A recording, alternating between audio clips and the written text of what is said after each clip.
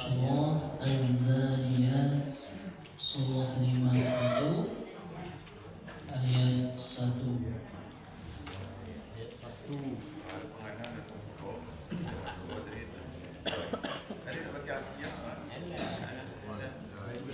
Surah Al-Dhariyat Surah 51 ayat 1.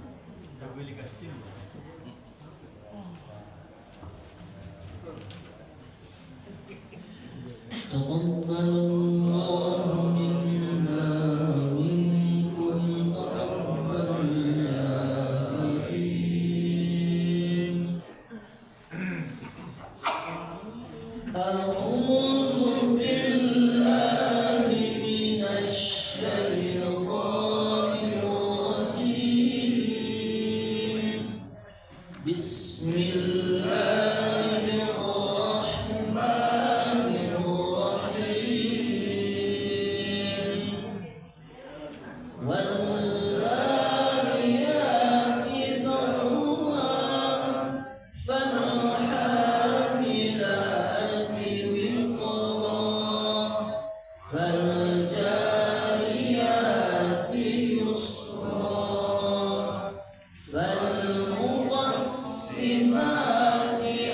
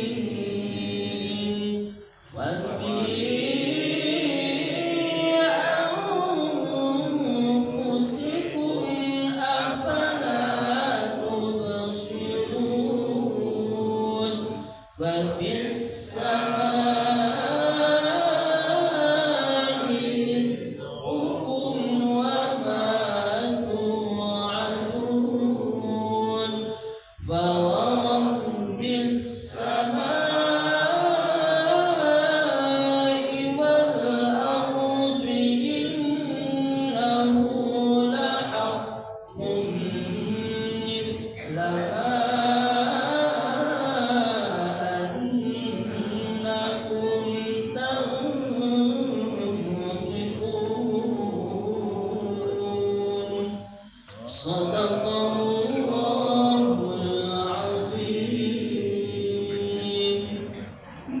وصدق رسوله النبي الكريم ونحن على ذلك من الشاهدين والشاكرين والحمد لله رب العالمين.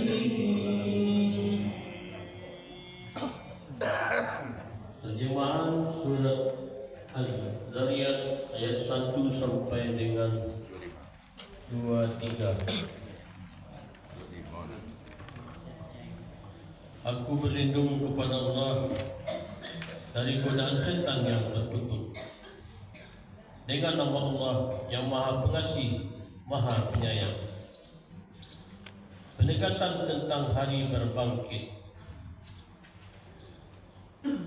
Demi angin yang menerbangkan debu dan awan yang mengandung hujan dan kapal-kapal yang berlayar dengan mudah dan malaikat-malaikat yang membagi-bagi urusan.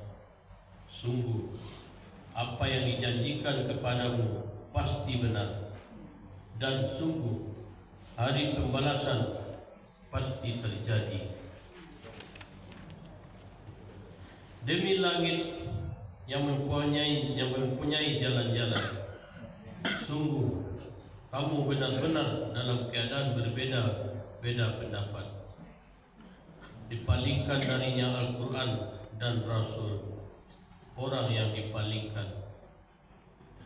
Terkutuklah orang-orang yang banyak berdusta, yaitu orang-orang yang terbenam dalam kebodohan dan kelalaian. Mereka bertanya, kapankah hari pembalasan itu? Hari pembalasan itu ialah pada hari ketika mereka diazab di dalam api neraka. Dikatakan kepada mereka, rasakanlah azabmu itu. Inilah azab yang dahulu kamu minta agar disegerakan. Sesungguhnya orang-orang yang bertakwa berada di dalam taman-taman surga dan mata air. Mereka mengambil apa yang diberikan Tuhan kepada mereka. Sesungguhnya mereka sebelum itu di dunia adalah orang-orang yang berbuat baik. Mereka sedikit sekali tidur pada waktu malam, dan pada akhir malam mereka memohon ampunan kepada Allah. Dan pada harta benda mereka ada hak untuk orang miskin yang meminta dan orang miskin yang tidak meminta. Dan di bumi terdapat tanda-tanda kebesaran Allah bagi orang-orang yang yakin. Dan juga pada hari dirimu sendiri. Maka apakah kamu tidak memperhatikan? Dan di langit terdapat sebab-sebab rezekimu dan apa yang dijanjikan kepadamu. Maka demi Tuhan langit dan bumi, sungguh apa yang dijanjikan itu pasti terjadi seperti apa yang kamu ucapkan. Maha benar Allah dengan segala firman-Nya.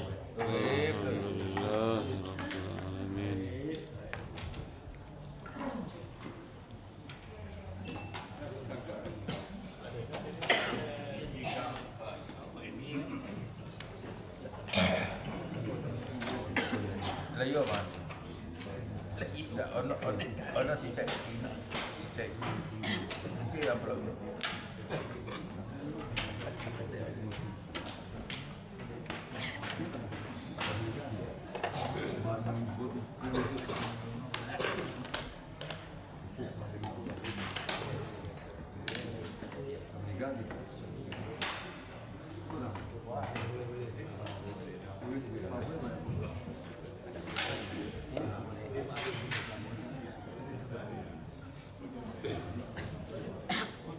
Bismillahirrahmanirrahim. Assalamualaikum warahmatullahi wabarakatuh. Waalaikumsalam warahmatullahi wabarakatuh. Alhamdulillah rabbil alamin, wassalatu wassalamu ala asrafil anbiya'i wal mursalin wa ala alihi washabihi wa rasulillahi ajma'in. Asyhadu an la ilaha illallah wa asyhadu anna Muhammadan abduhu wa rasulullah nabiyya ba'd. Pertama dan utama sekali, marilah kita mengucapkan puja beserta puji syukur kehadirat Allah, yang mana pada subuh kali ini kembali kita diberi oleh Allah nikmatnya, rahmatnya beserta karunia-Nya, sehingga pada subuh kali ini kembali kita bisa melangkahkan kaki kita dan mengayunkan tangan kita menuju masjid yang sama-sama kita cintai ini. Bapak-bapak, ibu-ibu yang dimuliakan Allah, Bapak dan Ibu pengurus Masjid Baitur Rahim, sholat Nurul Ikhlas, sholat Thaibah beserta jemaah sholat subuh dimuliakan Allah sesuai jadwal pada subuh ini, yaitu Ustaz Haji Khaidir Jumin Al-Imami.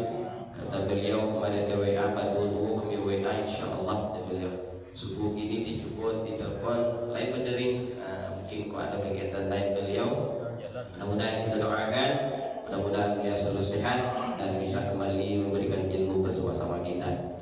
Jadi Bapak, daripada itu Bapak dan Ibu, alhamdulillah Ustaz kita dari banyak di sini. Kepada subuh kini kita minta kepada Ustaz kita untuk membahas masalah kesehatan.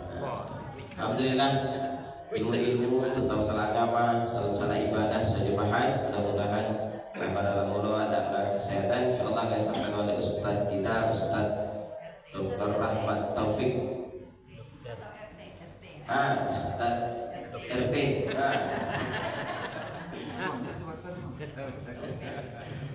Kursi istilahnya. Baik, maka daripada itu langsung saja pada Pak Dokter kita persilakan.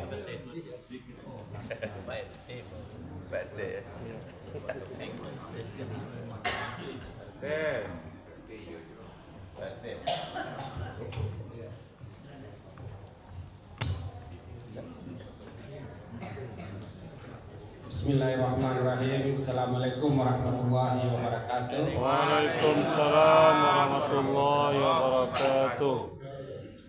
Alhamdulillahirabbil alamin, wassalatu wassalamu ala asrafil anbiya'i wal mursalin wa ala alihi rasulillah ajmain. Rabbi shrah li sadri wa yassir li amri wa hlul 'uqdatam min lisani yafqahu qawli.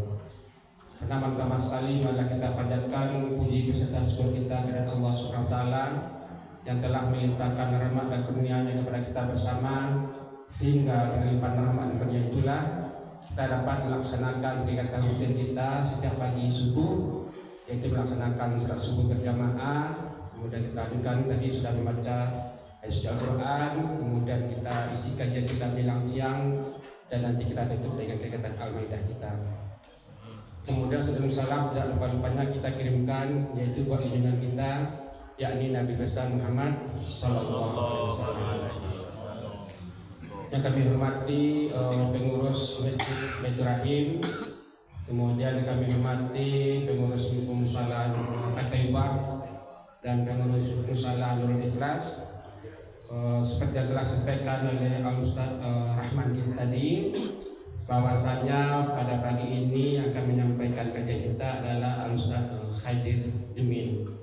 Tapi sampai saat sekarang kita bersahabat saja. Mungkin ada suatu hal yang tidak memungkinkan beliau datang ke sini, sehingga seperti yang disampaikan oleh Ustaz tadi, kita isi juga menjelang siang tentang kegiatan-kegiatan yang berhubungan dengan kesehatan. Jadi Bapak Ibu yang kami hormati, kalau selama ini kalau kami tampilkan tentang masalah kesehatan, itu paling banyak yang kami tampilkan adalah yang berhubungan dengan bapak-bapak. Jadi rasanya tidak adil juga kita, jamaah kita ada dua ya, ada dua Bapak Ibu. Ada bapak-bapaknya satu dan di belakang ada ibu-ibunya. Dan kalau dilihat dari segi jumlahnya, kalau kita hitung personilnya, ternyata jumlah ibu-ibu angkanya sedikit di atas dari jumlah dari bapak-bapak. Jadi alangkah adilnya kita kalau selama ini sering membahas kesehatan tentang masalah bapak-bapak, kalau sekali ini kita bahaslah tentang ibu-ibu. Kemudian kenapa kami pilih tema tersebut juga adalah alasannya karena di bulan Oktober ini dunia ya WHO, bukan saja Departemen Kesehatan tapi WHO itu menjadikan bulan peringatan tentang kanker payudara. Kenapa itu dijadikan oleh WHO ini sebagai bulan peringatan kanker payudara? Karena kalau dari segi jumlah kejadiannya, dari jumlah penderitanya, kalau seandainya digabungkan jumlah kanker yang mengenai bapak-bapak, misalnya kanker bapak-bapak seperti kanker prostat, kanker paru-paru, kanker usus, kemudian dengan kanker ibu-ibu seperti kanker payudara, kanker leher rahim, kalau di segi dari jumlahnya tersebut, ternyata jumlah penderita kanker payudara itu berada di nomor satu terbanyak. Nah itu salah satu alasannya. Kemudian yang kedua adalah alasannya karena adanya pergeseran umur penderitanya. Kalau zaman beberapa dekade terakhir, jumlah penderita itu yang terbanyak itu adalah usia sekitar 40-50-an, itu yang paling banyak jumlah penderitanya. Tapi beberapa dekade terakhir ini jumlah penderitanya itu bertendensi semakin muda. Kalau dulu usianya antara 40-50, kalau sekarang jumlah yang 30-an itu sudah semakin banyak, bahkan yang jumlah 20-an juga sudah ada yang menderita seperti itu. Jadi ini merupakan salah satu kekhawatiran kita, sebab kalau seandainya di usia 20-an, 30-an sudah menderita kanker payudara tadi, maka berapa banyak usia produktif mereka akan terbuang nantinya. Kemudian juga generasi kita kalau seandainya ini bertendensi semakin banyak ke depannya, maka akan terjadilah putusnya generasi kita nantinya. Karena ibu-ibu ini adalah tonggak penting untuk kelanjutan generasi kita akan kemudian harinya. Nah, kemudian karena itulah kenapa kami karena ditunjuk secara mendadak tentu ada persiapan yang akan kita sampaikan di depan. Karena mendadak itulah kami mengambil tema ini. Mungkin yang perlu sedikit kita ketahui tentang kanker payudara ini, yang utama tentu dari segi kita sebagai masyarakat awam atau sebagai pasien atau penderita, itu yang perlu kita ketahui tentu yang pertama sekali adalah tanda-tandanya, sehingga nanti tidak ada keterlambatan kita nanti memeriksakan kondisi kesehatan kita. Kemudian satu lagi ciri khas dari negara-negara berkembang. Kalau negara-negara berkembang tentu termasuk di situ adalah negara kita Indonesia. Ciri khasnya yang membedakan dengan negara-negara maju adalah sebagian besar dari penderita kanker payudara itu dia datang berobat pertama kali itu ke fasilitas kesehatan adalah ketika dia sudah berada di stadium lanjut atau di stadium yang sudah menyebar kanker payudaranya. Jadi Bapak Ibu, kalau kita berbicara tentang kanker atau disebut dengan tumor ganas, nanti ini dulu kita apakah dulu dari pengertiannya. Jadi supaya tidak salah, kalau yang tumor itu Bapak Ibu itu adalah suatu penyakit yang adanya suatu benjolan di tubuh kita, baik itu bisa mengenai seluruh organ kita. Kalau tumor itu terbagi dua, ada yang tumor jinak, ada yang disebut dengan tumor ganas. tumor ganas inilah yang disebut kanker. Jadi kalau seandainya ada orang menyebut nanti kanker jinak, katanya itu berarti itu adalah salah dari pengertiannya, salah pengertian. Jadi tumor itu ada jinak dan ganas, dan tumor ganas ini disebut dengan kanker. Jadi kalau ada kanker dia harus bilang itu berarti tumor jinak. Nah, kembali kepada kita pembahasan tadi, kalau kanker ini Bapak Ibu dia ada tingkatannya, atau pernah juga kita mendengar adanya dengan istilah stadium. Ada stadium awal, ada stadium akhir. Kalau kita di rumah sakit ada penomorannya, ada stadium 1, 2, 3, dan 4. Semakin tinggi stadiumnya disebutkan oleh dokternya, berarti itu sudah semakin lanjut penyakitnya. Kalau stadium 1 adalah stadium awal, biasanya si kanker itu baru mengenai di tingkat organ atau penyakit apa yang dikenainya. Kalau dia mengenai misalnya kanker payudara, berarti penyakitnya baru di sekitar payudara. Tapi kalau seandainya sudah meningkat lagi, dia bisa menyebar ke organ di sekitar payudara tadi atau yang terdekat dengan payudara. Misalnya kalau seandainya ada suatu benjolan di payudara, kadang diikuti dengan adanya benjolan di sekitar ketiak misalnya, atau bisa juga mengenai benjolan di sekitar leher. Berarti si kanker tadi sudah meningkat stadiumnya, dia sudah stadium yang menyebar ke organ di sekitar dari sumber penyakit pertamanya. Kemudian yang paling berbahaya adalah dia sudah menyebar ke organ jauh dari sumber dia tadi. Misalnya kalau payudara ada 4 organ yang paling sering dia singgahi atau dia tuju. Yang pertama adalah ke daerah paru-paru, kemudian juga ke daerah hati, di dalam rongga abdomen atau rongga perut kita, kemudian ke dalam otak, kemudian terakhir dia ke daerah tulang. Jadi kalau Bapak Ibu pernah mengenal saudara atau pernah mengenal temannya yang awalnya dia dikenal mengenai kanker payudara, ternyata dia sudah dengan kondisi menyebar ke paru-paru, menyebar ke otak dan sebagainya. Itu adalah perjalanan penyakit dari si kanker payudara ini. Nah, kembali ke apa tadi? Kembali yang kami sampaikan tadi, ini yang membedakan antara kita negara maju dengan negara-negara berkembang, termasuk negara kita Indonesia ini. Kalau negara-negara maju itu mungkin karena tingkat pengetahuan penduduknya, tingkat ekonomi negaranya, dan tingkat semakin meratanya fasilitas kesehatan yang berada di negara mereka, maka mereka itu baru saja gejalanya mereka sudah datang berobat, sudah datang ke fasilitas kesehatan. Sedangkan di negara kita hampir ada juga beberapa seperti itu, tapi hampir sebagian besar itu mereka sudah datang berobat ketika penyakitnya sudah berada dalam keadaan lanjut.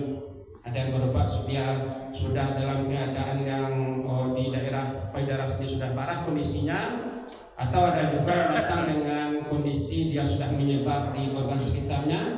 Bahkan ada juga yang datang berobat baru pertama kali ketika dia sudah berada pada penyakit yang sudah bermetasasi atau menyebar ke yang jauh tadi, seperti misalnya menyebar ke tulang atau ke paru-paru tadi.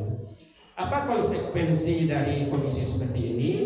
Konsekuensinya adalah walaupun kita melakukan pengobatan seadekuat mungkin, walaupun kita melakukan pengobatan sesuai protokol mungkin, walaupun kita melakukan pengobatan sesuai dengan tata laksana penyakit yang sebenarnya, tapi kalau seandainya pengobatan baru dilakukan pada waktu dia baru sudah menyebar jauh atau sudah menyebar ke sekitarnya, dibandingkan pengobatan yang kita lakukan pada waktu stadium awal, maka hasil pengobatannya sudah pasti atau berdasarkan pengalaman ini, hasil pengobatannya akan jauh lebih bagus ketika pengobatan itu kita lakukan pada waktu penyakitnya baru-baru gejala awal.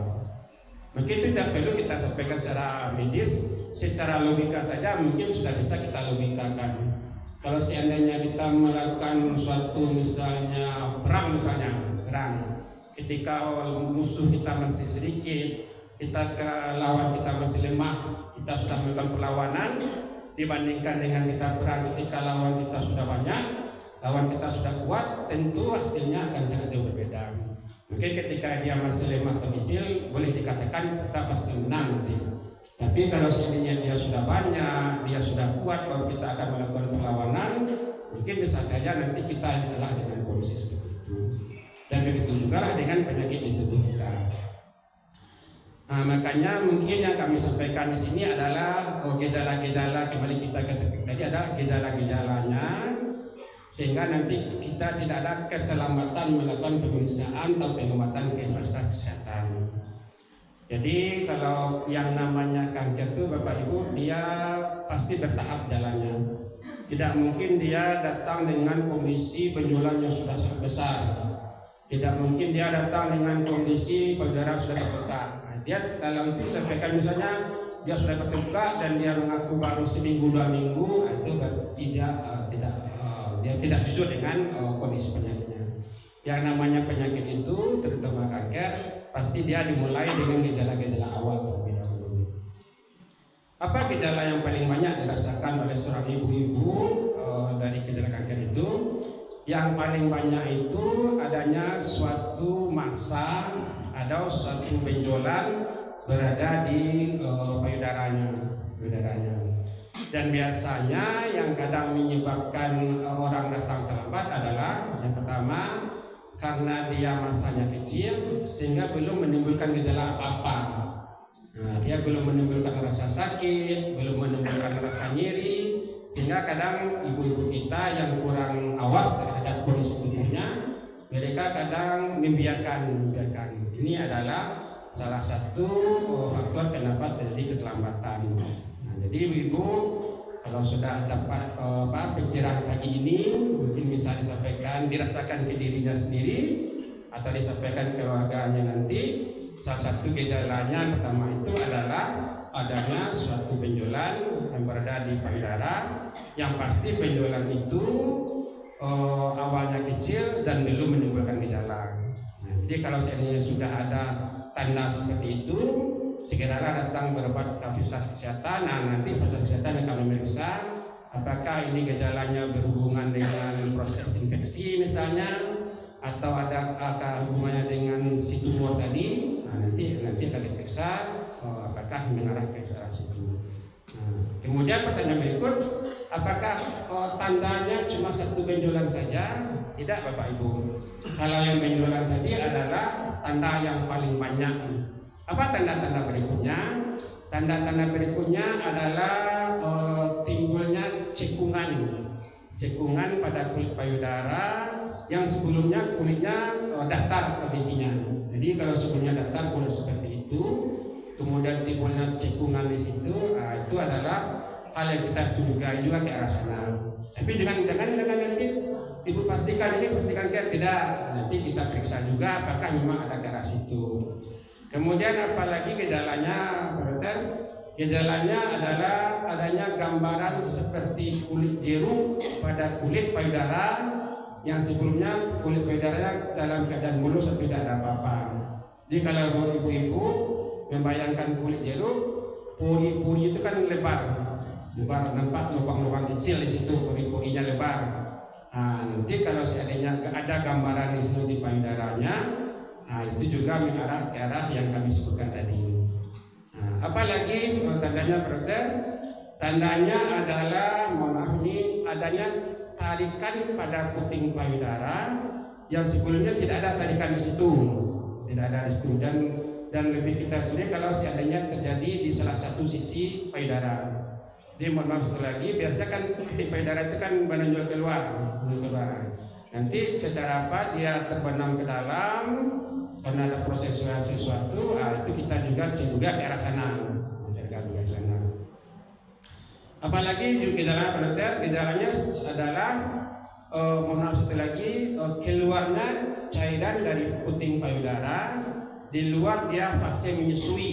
Nah, dia sudah berhenti menyusui, tiba keluar cairan di puting payudara. Dan kita lebih curigai lagi kalau seandainya keluarnya itu dalam bentuk nanah atau darah keluar dari puting payudaranya.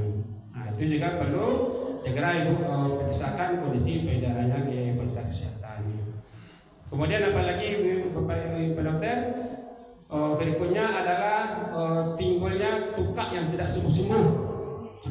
sembuh-sembuh di payudara tadi.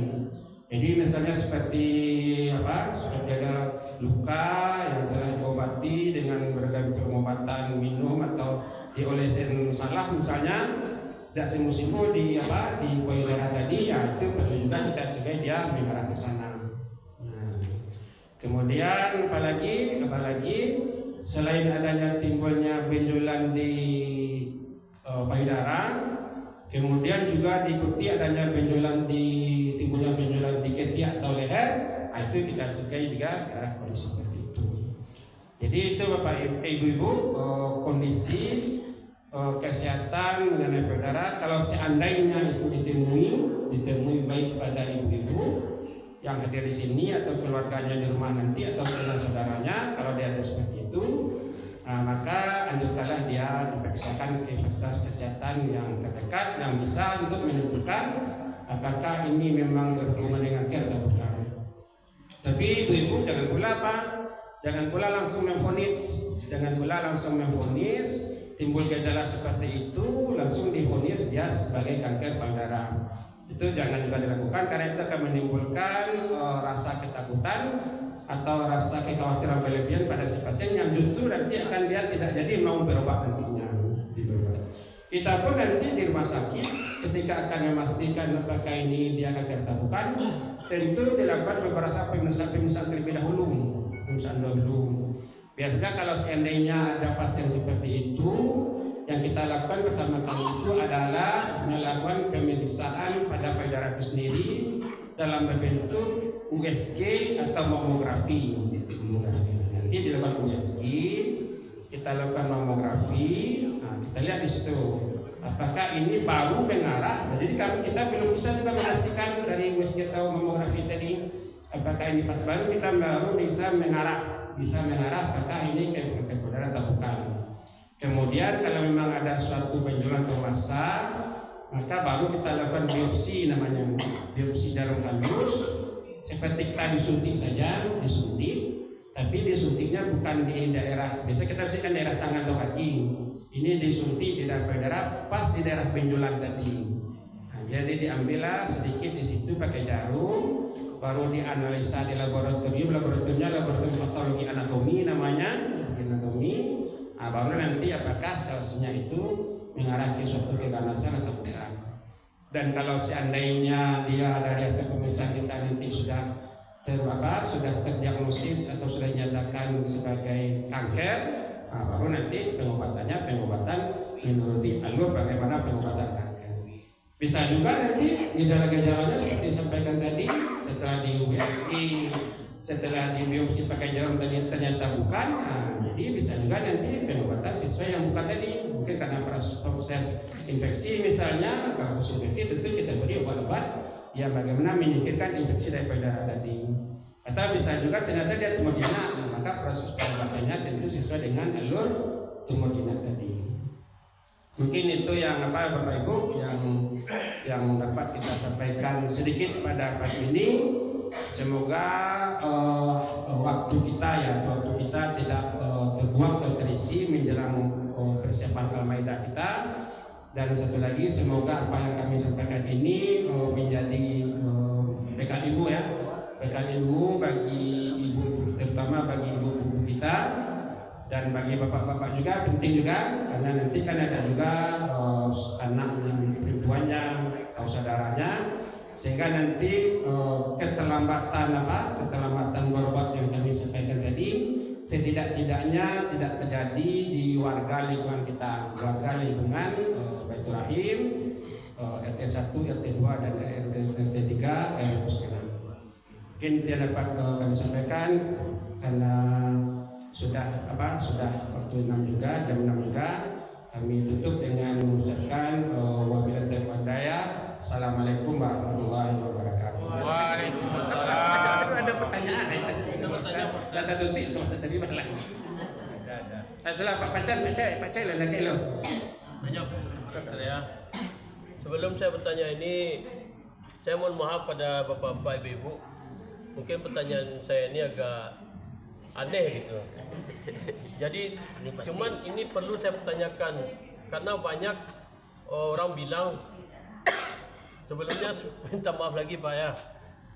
banyak orang bilang dengan sharingnya bapak-bapak ini menyusu pada ibu-ibunya itu dapat mengurangi risiko kanker.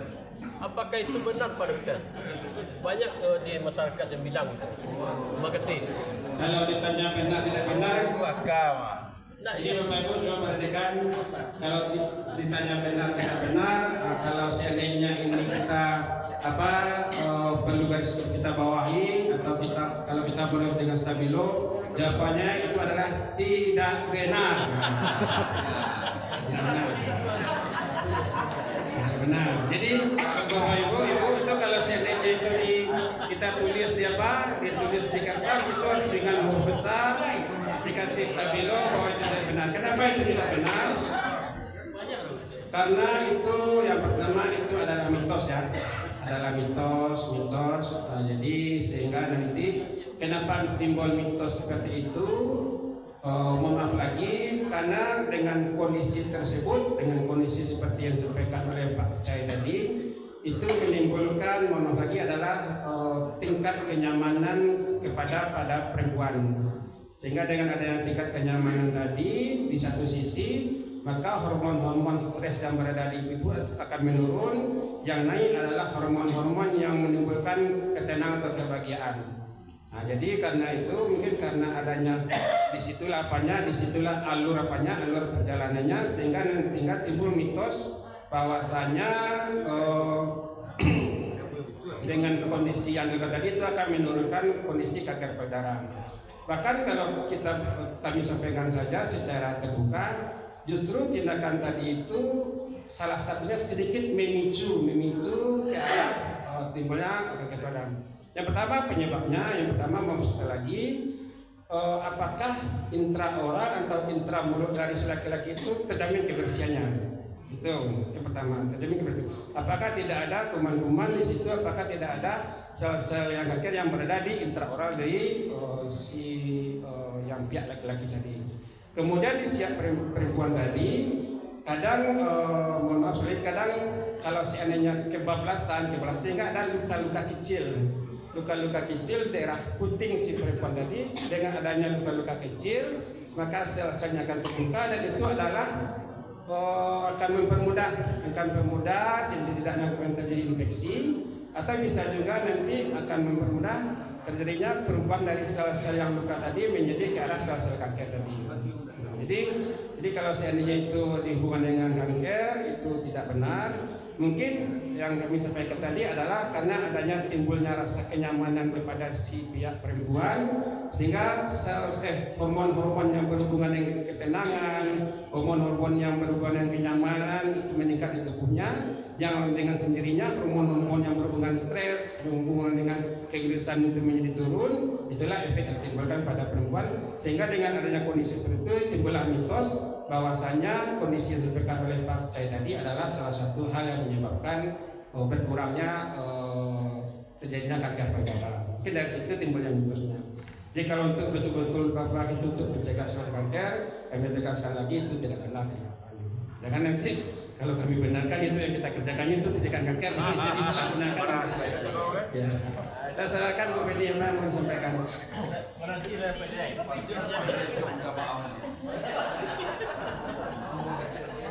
Ini penjolan tadi, penjolan kan ada di leher, ada di ketiak. Penjolan tuh lari-lari atau menetap atau kadang-kadang kan ada di belakang telinga, kadang penjolan habis beberapa hari itu hilang gitu Pak Dokter. Jadi benjolannya bagaimana Pak Dokter? Ya. Kalau yang benjolan di leher dengan ketiak itu yang kita curigai adalah berhubungan dengan payudara, syarat pertamanya adalah harus ada benjolan di payudara terlebih dahulu. Harus ada benjolan di payudara terlebih dahulu. Dengan perjalanan waktu baru nanti timbul benjolan di ketiak dan leher. Kalau seandainya payudara kita aman-aman saja, tidak ada benjolan dan timbul benjolan di dalam ketiak, itu benjolannya bukan disebabkan oleh penyebaran dari kanker payudara.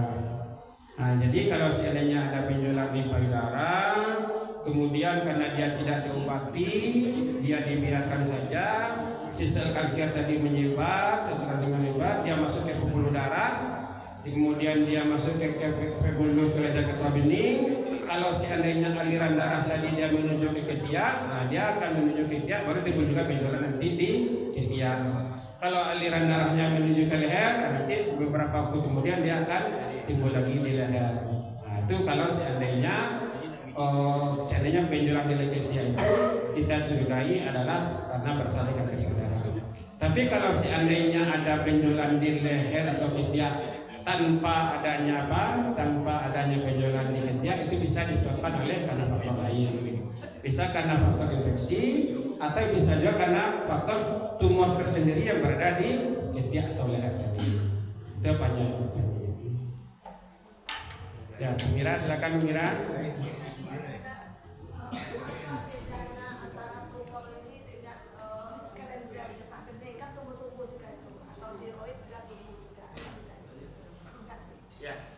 Kalau tumor tadi telah kami sampaikan tadi, itu adalah kondisi yang bisa mengenai dari ujung kepala kita sampai daerah kaki kita. Dia tumor itu bisa tumbuh di sana. Nah, tumor ini ada dua, ada tumor jinak dan tumor ganas. Dan tumor ganas inilah yang disebut dengan kanker. Apa itu kelenjar getah bening? Kelenjar getah bening itu beda lagi. Kelenjar getah bening ini adalah kalau kita misalkan dia adalah tentara di tubuh kita, dia akan mempengaruhi faktor imun di tubuh kita. Kelenjar getah bening ini berada biasanya di daerah leher. Dia berada di seluruh tubuh kita juga. Kelenjar getah bening ini, tapi dia paling banyak di daerah leher, kemudian di daerah ketiak, sama di daerah lipat paha kita. Buktinya dia sebagai tentara bagi tubuh kita adalah ketika terjadinya infeksi di tubuh kita di sekitaran daerah kita, misalnya kita demam terutama pada anak-anak misalnya, anak-anak kita ada demam, batuk, maka kadang timbul ada suatu benjolan kecil di daerah lehernya. Itu artinya adalah tentara di tubuh si anak tadi lagi bekerja untuk menyerang infeksi yang terjadi di tubuhnya. Nah makanya kalau kondisi-kondisi seperti itu, yang perlu kita berikan adalah obatan-obatan yang bersifat antibiotik, anti peradangan, sehingga nanti benjolan tadi bisa menjadi kecil. Tapi tumor pun bisa tumbuh tersendiri di kelenjar getah bening yang disebut dengan limfoma namanya. Beda lagi itu dengan limfoma. Nah itu adalah tumor ganas yang tumbuh di daerah kelenjar getah bening tadi. Jadi itulah gambaran singkat perbedaan antara tumor dengan kelenjar getah bening itu sendiri. Inilah Bapak Ibu, karena ini tikar sudah dikembang. Nah ini kalau sebagai orang Minang kita harus ngerti ini. Walaupun nanti kita berbicara, tapi kalau tikar sudah ditimbang berarti artinya kajian sudah harus diselesaikan dan kita masuk ke acara kita berikutnya. Mungkin itu yang dapat kami sampaikan. Sekali lagi kami mohon maaf kalau ada yang tidak pada tempatnya yang disampaikan.